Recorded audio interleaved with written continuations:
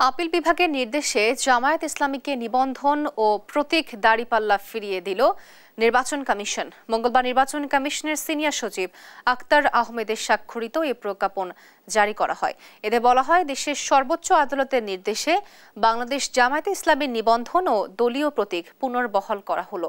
এর আগে 2013 সালে হাইকোর্টের এক রিটে রাজনৈতিক দল হিসাবে জামায়াতের নিবন্ধন অবৈধ ঘোষণা করে হাইকোর্ট।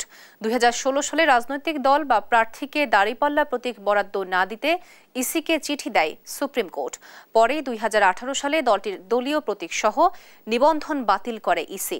2024 সালের 5 আগস্ট দেশের পট পরিবর্তনের পর নিবন্ধন ও প্রতীক ফিরে পেতে হাইকোর্টে রিট করে জামায়াত।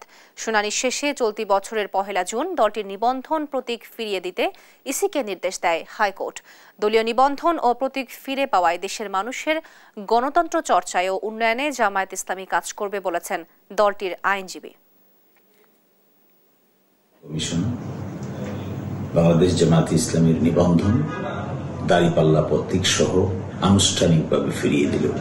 এই প্রক্রিয়ার মধ্য দিয়ে বাংলাদেশ জামায়াত ইসলামী গণতান্ত্রিক রাজনীতিতে গঠনমূলক ভূমিকা পালন করবে, এটি সকলেরই প্রত্যাশা।